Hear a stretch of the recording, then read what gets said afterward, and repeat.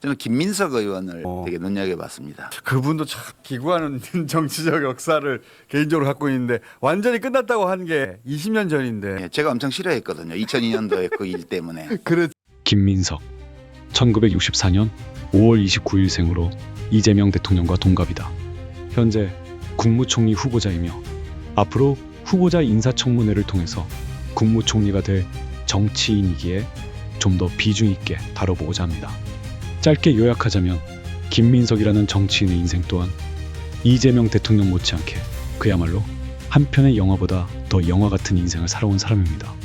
총리라는 자리가 주는 무게감은 총리직을 퇴임한 이후에도 정치 지형에서 굉장히 중요한 역할을 맡게 될 것입니다. 이런 드라마적인 서사를 많은 국민들이 좀 더 알게 되길 바라는 마음입니다.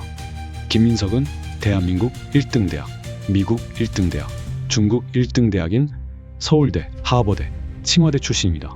각각 사회학, 행정학, 법학을 공부하였고 미국 변호사 자격 취득까지 했습니다. 한국, 미국, 중국 1등 대학에서 사회, 정치, 행정, 법학을 공부한 미국 변호사 출신 이력을 가진 대한민국 유일한 정치인이지 않을까 싶습니다. 그 사이에 전에 제가 미국하고 중국에서 공부하던 게 남아 있었어요. 네. 로스쿨. 네. 그거 마치고 간 김에 시험까지 마치고 사회학 전공하셨는데 또 국제 변호사 자격증도 따셨습니까? 네. 국제 변호사 되면 어떻습니까? 어떻게 수입이 지금 있는 저는 겁니까? 그것은 사실은 국제 변호사로 뭐 예를 들어 로펌 같은 데서 활동하려고 한 게 아니고 네. 국제법 공부를 하고 싶어서 했어요. 제가 아. 원래 어릴 때 꿈이 국제기구 이런 데서 활동하고 싶었던 꿈이 있어서 미문화원 점거농성 사건인 민주화 운동으로 3년간 복역했던 이력이 있습니다. 출소 후 1989년에 불의의 사고로 먼저 세상을 떠난 작은형의 장례식장에서 김대중을 만나 정치에 입문하게 됩니다. 그 유명한 3당 합당에 반대한 이후 김대중을 따라 꼬마 민주당에서 노무현과 같이 정치 활동을 했습니다. 1992년에 국회의원 선거에서 28세 나이로 출마하여 낙선의 패배를 맛보았지만 1996년 만 32세의 나이로 국회의원으로 당선이 되었습니다. 그 당시 상대당 후보였던 신한국당 출신인 탤런트 최불암 씨를 꺾는 과정에서 전국을 뒤흔드는 정치적 메시지로 엄청난 화제를 불러일으킨 바 있습니다. 유권자 여러분께서 저 김민석을 선택해 주신다면 1등 국회의원과 1등 연기자를 동시에 살릴 수 있다 라는 이 워딩은 지금 봐도 품격 있는 대목이었다고 생각됩니다. 또 한 분은 평생 사랑을 받아온 연기라는 분야에서 계속 1등 연기자로 여러분의 사랑을 받고 여러분은 1등 국회의원, 1등 연기자를 다 얻는 그런 선택이 있습니다.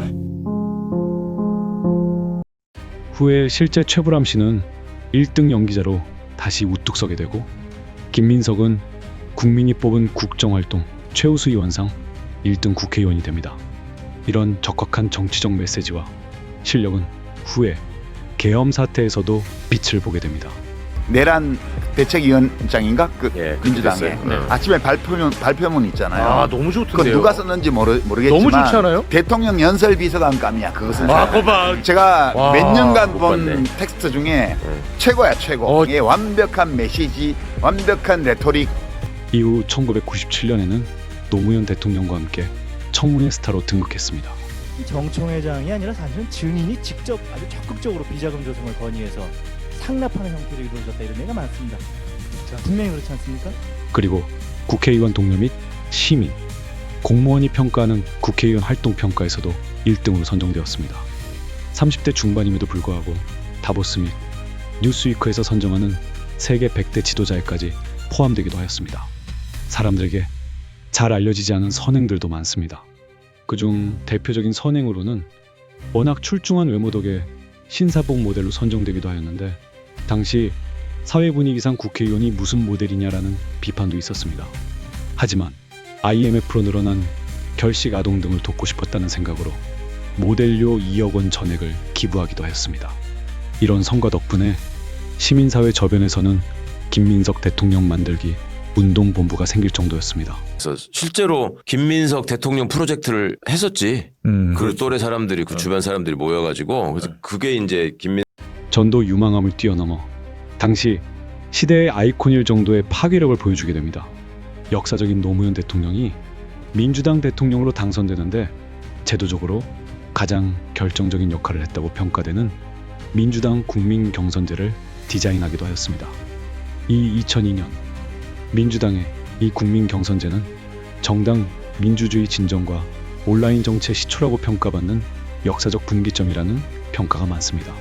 하지만 그 김민석을 15년간 야인 생활로 만들었던 그 유명한 정몽준과의 단일화 과정에서의 일화는 다들 알고 계실 겁니다.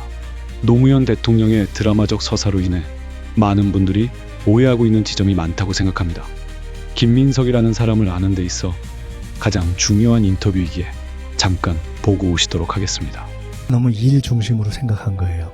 일 중심으로 생각했다. 네. 그리고 좀 죄송한 말씀이지만 내가 그것을 한다는 것의 의미가 어떤 의미가 있는지에 대해서 깊이 생각하지 않았어요. 아까 우리 총수님이 말씀하신 설명, 당시 설명의 몇 가지는 틀립니다. 그래요? 노무현 대통령이 당선되고 나서 서서히 지지도가 떨어지지 않았습니다. 바로 떨어졌습니다. YS 시계 사건으로. 후보 되고 난 되자마자. 직후에. 후보가 될 때 죄송한 말씀이지만 노무현 대통령을 후보로 만들었던 국민 경선을 제가 직접 책임지고 디자인한 사람입니다. 당내의 대부분이 후보 단일화가 아니면 진다고 생각했습니다. 그 후에 친노라고 칭해졌던 대부분의 민주당 내부 정치인들을 포함해서 대선 승리가 어려워졌다고 판단했습니다. 어렵다고. 현실입니다. 처음엔 이랬습니다. 노 후보가 떴을 때 50% 이상이었기 때문에 무조건 이회창 대선을 깬다고 했습니다. 노 후보가 바닥을 갔습니다. 몇 달 동안 올라가지 않았습니다. 무조건 지는 결과가 나왔습니다. 그러니까 희망이 없는데 정몽준이 떴습니다. 그때 노무현과 정몽준이 합치면 이길 수 있다는 얘기가 나왔습니다. 그때 모든 여론조사는 노무현 정몽준 단일화가 이루어지기를 바라느냐? 예스. 이루어진다면 이길 거라고 보느냐? 예스. 이랬습니다. 이게 10월 16일까지 갔습니다. 10월 17일 날 처음으로 후보 단일화가 돼도 진다는 여론조사가 나왔습니다. 왜? 후보 단일화가 안 된다고 생각했기 때문입니다. 사람들이. 그래서 10월 17일 날 어떤 일이 일어났느냐? 처음으로 당시 공동 정권이었던 DJ의 민주당과 JP의 자민련에서 한 명씩이 이회창의 한나라당으로 갔습니다. 후보 단일화가 안 되고 깨질 것이라고 봤기 때문에 오히려 탄 겁니다. 둑이 무너진 겁니다. 후보 단일화를 해야 된다고 생각한 사람은 많지만 아무 행동도 없었습니다. 그리고 그때의 정봉준은 지금의 정봉준과 달랐습니다. 아버지 정주영이 솥대를 몰고 갔고 본인도 무소속이었고 어쩌면 지금 안철수 정도보다 더 진보적인 얘기를 좀 했고 더 정확하게는 그의 지지층이 현재의 안철수 지지층과 정확히 겹치는 층이었습니다. 맞아요. 지금 생각해보면. 노무현이 이기면 베스트. 하지만 정몽준이 이기더라도 이회창이 되는 것보다 내가 참을 수 있다고 생각한 겁니다.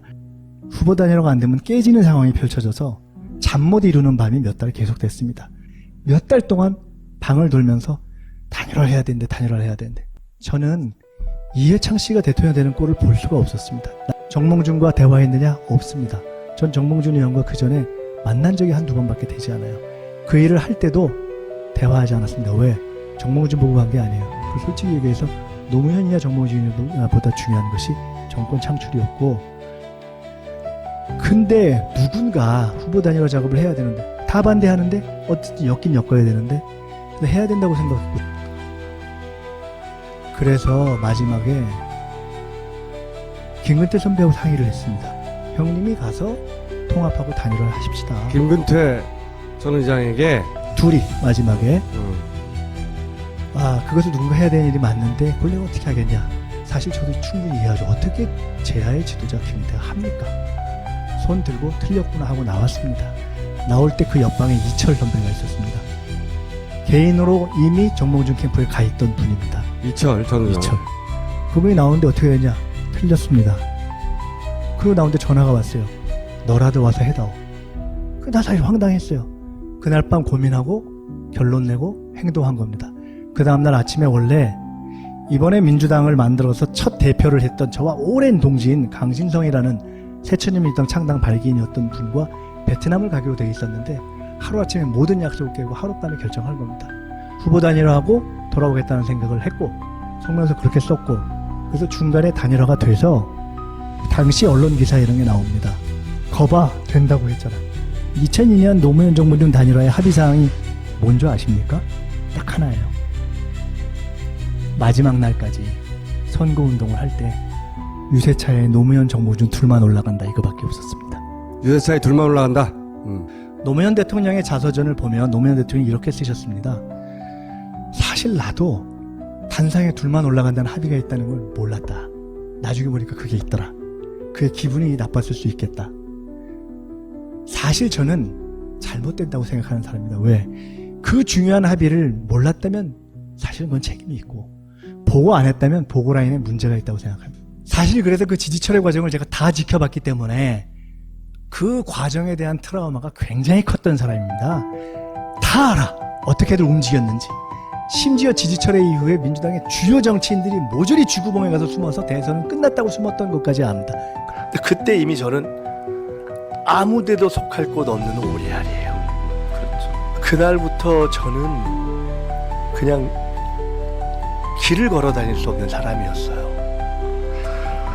단일화라는 것은 20년 전에만 해도 일반화되지 않았던 정치공학의 정점이에요. 지금은 일반화됐잖아요. 그렇죠. 된다고도 생각 안 했고 그거를 못 맞춰서 한 거예요. 근데 그게 뒤집히는 순간 저는 당연히 끝났다고 생각했죠. 근데 그걸 국민들이 뒤집더라고요. 밤에. 조선일보에 그거 대서특필 단일화 깨졌다 이렇게 했는데 국민들이 그걸 노사모가 다 신문자체를 치운 거잖아요. 야, 그 결과를 보고요 펑펑 울었어요. 그러나 그때부터 18년, 20년을 제가 꿇었잖아요. 제가 느낀 게 있습니다. 첫째, 정치공학보다 중요한 것은 하늘의 뜻이고 그게 국민의 뜻이다. 이걸 너무 절절히 느낀 거예요. 제가 뭘 잘못했을까를 계속 고민해봤어요. 지난 18년. 제 진심에는 부끄러움이 없어요. 나 한 번도 이회창 다 먹은 걸 진짜 뒤집겠다고 생각한 거의 유일한 각오를 제가 했다고 생각했어요. 각오나 행동에 있어서 부끄러움이 없어요. 그 이후에도. 근데 제 근본 잘못은 국민을 못 믿은 거예요. 그게 제 첫 번째 깨달음이었습니다. 노무현의 정치적 경호실장인 유시민 작가가 그렇게 싫어했다던 김민석의 행보는 많은 생각을 들게 만듭니다. 김민석은 사실 노무현이 대통령에 당선되고 나서도 굉장히 날선 비판을 계속했었던 건 사실이었습니다. 이 비판이 과연 정당했느냐, 정당하지 않았느냐에 대한 질문은 현재 우리 스스로에게 현재의 정치 구도에서 다시 한번 던져봐야 될 문제라고 생각합니다. 김대중 대통령은 서생적 문제의식과 상인의 현실 감각을 굉장히 중요한 정치인의 두 가지 덕목으로 얘기하셨습니다. 유시민 작가는 서생적 문제의식에 자신이 너무 매몰되어서 현실 정치에서의 실패를 맛보았다고 회고한 적이 있었습니다. 제가 이 상인적 현실 감각이 부족해서 정치를 이제 제대로 못하고 돌아와 보니 김대중 대통령의 상인적 현실 감각이 그렇게 싫었고 엄청난 비판을 하였는데요. 하지만 시간이 지나고 나서야 자신이 잘못되었다는 점을 깨달았습니다. 근데 그때는 제가 이 김대중 총재가 보여주는 가끔씩 보여주는 이 상인적 현실 감각이 좀 이상하게 느껴져서 좀 마음에 안 들어 했어요. 제가 지금요 사실은 제가 대통령이면 하야 해요. 무슨 부귀영화를 더 누리고 무슨 애국을 더 하겠다고 지금 청와대에 있는 겁니까? 무슨 영이 있습니까? 대통령이 지금 아들들 때문에 저렇게 됐는데 아들들 때문에 대단한 문제, 특히 둘째 아들 그 홍업 씨 문제 같은 경우에는 그건 김대중 대통령 책임이라고요, 기본적으로. 근데 그거에 대해서 김 대통령이 밝힌 입장이나 이런 것들을 볼 때 저는 김대중 대통령이 정상적인 판단력을 이미 잃어버린 사람이다. 대통령 자리에 있지만 실제 통치하고 있지 않다. 그냥 비서들이 통치하는 거다. 이렇게 지금 생각을 해요. 그러니까 사실 뭐 제가 김대중 대통령 비판했다고 해서 지금도 싫어하는 분들이 있는데 제가 이해하는 범위에서 지지하거나 비판하거나 했던 거거든요. 근데 이제 제가 오늘 큰 산맥 같은 분이라고, 산맥까지는 아니라 하더라도 최소한 지리산 정도는 되는 분이시라고요. 나 지리산 알아 이렇게 얘기하면 네가 지리산을 몇 번 갔다고 알아? 내가 백두대간 알아? 너 백두대간 어디 가봤는데? 이렇게 말 나올 거예요. 그 당시 한 40살 됐을 때 제가 김대중이라는 대통령 정치인 어떤 인간을 이해하는 범위가 있었던 것 같아요. 그러니까 저는 그 시점에서는 그 범위에서 칼럼을 썼던 거고, 지금은 이제 저도 나이를 더 먹었고 세상도 좀 더 살아봤고 그동안에 정치도 좀 해봤고 실제로 국가를 운영할 때 어떤 문제에 부딪히고 어떤 어려움이 있다는 것도 조금 봤기 때문에 예전하고는 이해하는 각도가 좀 달라진 거죠. 산맥 같은 김대중의 큰 뜻을 자신이 고작 40살 정도의 짧은 인생살이와 식견으로는 도저히 볼 수 없는 지점이었다고 밝힌 점을 우리는 주목해야 됩니다. 무척이나 외로웠을 노무현에 대한 김민석의 비판은 유시민의 김대중 비판과 같은 어쩌면 현실 정치의 필수적인 진통이었지 않았을까 하는 것이 저의 생각입니다. 이런 진통이 없고서는 한국 사회가 이만큼 발전할 수 있었을까라는 것이 저의 생각과 판단입니다. 그래서 그 어떤 정치적 갈등 요소와 현안을 당장 해석하기보다는 좀 더 큰 범주와 역사적인 시간의 흐름에서 해석하는 우리들의 지혜가 필요할 것으로 판단됩니다. 그래서 서생적 문제의식과 상인의 현실 감각은 우리가 죽을 때까지 계속 부딪히며 깨지고 나아가야 될 숙제라고 생각이 됩니다. 멀리서 보면 DJ와 노무현은 민주 진보 진영의 두 축이지만 가까이서 보면 두 진영에서 벌어지는 현실 정치의 냉혹함을 자주 보여주기도 합니다. 그렇기에 원칙을 지키는 소신과 실력, 품격만이 다시 사랑받고 인정받는 큰 정치인으로 갈 수 있는 자질이지 않을까라는 생각이 듭니다. 후에 민주당 소속이었던 김민석은 정치자금법 위반으로 여러 부침이 있었습니다. 2007년 대선인 대통합민주신당 정동영과 이명박 대결에서 당시 소속 정당이었던 민주당 이인재를 지지하지 않았습니다. 타당인 대통합민주신당 정동영을 지지함으로써 그의 정치적인 식견, 철학과 소신을 보여줬던 점은 놀라웠던 정치적인 결정이었다고 생각합니다. 2년 후 2010년 정치자금법으로 연루되어 5년간 피선거권이 또다시 박탈되었습니다. 그리고 이 시기에 떠난 미국에서 지인의 도움으로 로스쿨 변호사 자격을 취득하였고 중국에서 중국법 공부도 하였습니다. 변호사가 된 후에도 사람들이 잘 모르는 재능 기부 프로젝트인 프로보노 대표 활동을 통해 사회 공헌으로 공익을 위해 노력해왔습니다. 변호사 생활에서 잘 먹고 잘 살 수 있었는데도 말이죠. 이 시기에 김민석은 놀라운 예언을 한 적이 있었습니다.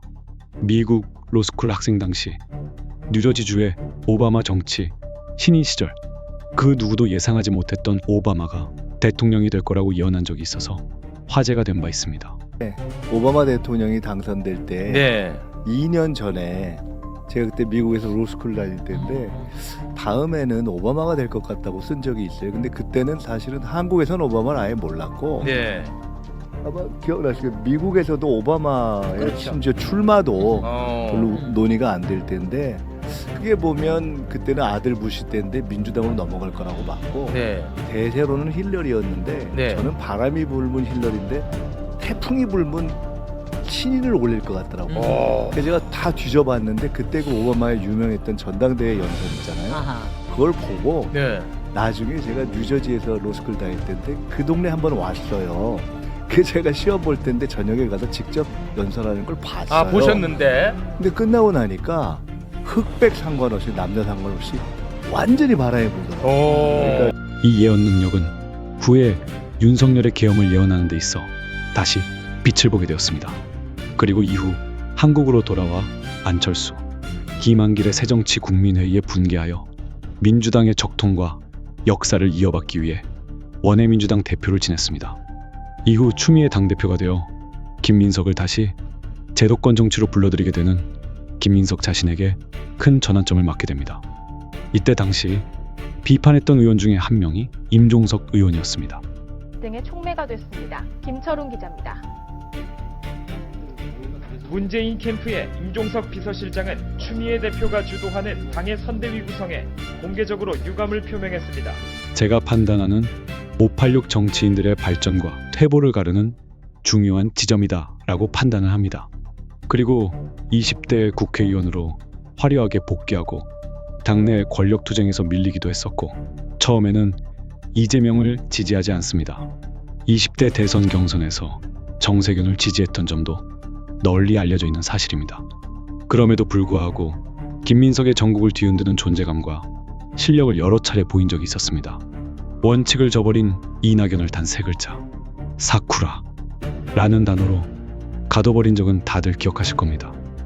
일심동체 골리앗인 윤석열, 한동훈 심판은 민주당의 절대 과제입니다. 이 전선을 흔드는 것은 용납할 수 없는 이적 행위입니다. 이낙연 신당론은 검찰 독재의 공작 정치에 놀아나고 협력하는 사이비 야당, 즉 사쿠라 노선이 될 것입니다. 그 이후 이낙연은 계속 그 사쿠라에 갇혀버리게 되는 상황이 되어버린 것이죠. 또한 유시민의 서울시장 등판은 마치 ICBM과 같다 라는 워딩을 통해 단숨에 이목을 사로잡은 적이 있었습니다. 이번 대선 때도 미리 단일화 효과를 상쇄시키는 단일화 확신론으로 존재감을 뛰어넘어 민주진 보진영의 거의 모든 전략이 그의 입에서 비롯된다는 말이 있을 정도로 가장 중요한 전략가로 우뚝 서게 됩니다. 김민석은 유시민으로부터 극찬받은 지점이 결국 발전도상인의 면모를 보여줬다는 점입니다. 발전도상인은 유시민의 언어이지만 김민석에게는 김대중의 언어인 퇴수가 더 어울리는 것 같습니다. 퇴수는 물러나서 자신을 수양하여 다시 발전하여 훗날을 기약한다라는 의미입니다. 이 퇴수라는 큰 숙제를 통해 김민석은 15년간 자신을 갈고 닦고 발전해왔습니다. 그때 이미 저는 아무데도 속할 곳 없는 오리알이에요. 그렇죠. 그날부터 저는 그냥 길을 걸어 다닐 수 없는 사람이었어요. 근데 그때 이미 저는 아무데도 속할 곳 없는 오리알이에요. 그렇죠. 그날부터 저는 그냥 길을 걸어 다닐 수 없는 사람이었어요. 그러나 그때부터 18년, 20년을 제가 꿇었잖아요. 화려하게 비상했던 정치 초년생 시절에서 비상했던 지점보다 더 크게 추락한 경험은 그 누구도 예상치 못했었을 겁니다. 그 힘든 터널을 지났을까 싶었지만 김민세라는 오명은 끝도 없이 그를 괴롭혔고 그 끝을 알 수도 없는 터널에서 자신의 실력 하나만으로 그 힘든 시간을 뚫고 국민들의 신임을 받은 것, 그 모든 것이 온전히 그의 실력이다라고 하는 점을 우리는 부인할 수 없을 것입니다. 이제 민주진 보진영에서는 그를 의지하고 기대하는 지점까지 다다르게 되었습니다. 제가 주목하는 지점은 이재명 못지않게 끊임없이 발전하여 실력으로 모든 것을 뚫고 가는 김민석의 면모입니다. 여러 사람이 있는데 저는 김민석 의원을 되게 눈여겨봤습니다. 그분도 참 기구하는 정치적 역사를 개인적으로 갖고 있는데 완전히 끝났다고 한 게 20년 전인데. 예, 제가 엄청 싫어했거든요. 2002년도에 그 일 때문에. 그렇지. 그런데 굉장히 그때의 판단착오로 인해서 굉장히 긴 시간 형벌을 받았죠. 예, 형벌을 받았어요. 벌을 받았어요. 그리고 이제 어떻게 선거에서 총선에서 겨우 이겨가지고 국회로 돌아왔는데 여러 번 실패하고 겨우 이겼죠. 그런데 저는 무척 좀 놀랐습니다. 이번에 내란에 대처하는 과정에서 매우 정확한 메시지를 냈고요. 메시지 정확했어요. 예, 그다음에 책임성 있는 태도를 보였어요. 그래서 대체로 보면 20대 때 국회의원이 됐고 최연소로 됐죠. 예, 굉장히 어려움이란 걸 겪지 않고 살았던 사람인데 한 20년 가까운 그런 세월이 세월 속에서도 이 사람이 계속 이제 발전해 왔구나 그런 느낌 받아서 기분이 좋았어요. 저는 그런 사람 보면 좋거든요. 그러니까 완전히 끝났다고 해요들 많이들 부활은 불가능하다. 예. 노무현 대통령을 그런 식으로 저버리고 재벌에 붙었어? 말하자면 이런 인상이 남았고 배신자라는 인상이 남았고. 근데 그거에 대해서 직접적으로 사과를 해서 이 문제를 푼 것이 아니고 자기 실력으로 새로 주어진 과제에 대처하는 과정에서 사람들에게 신뢰를 주는 방식으로 그 과거의 족쇄를 풀고 나온 것 같은 느낌이 있어서 저는 뭐 개인적으로 잘 알지만 그렇게 뭐 정적으로 가깝거나 친밀하거나 그랬던 같은 세대잖아요. 같은 저가 좀 몇 년 더 늙었는데 그런 걸 보는 거는 드문 일입니다. 예, 드문 일이기 때문에 더 기분이 좀 유쾌하죠.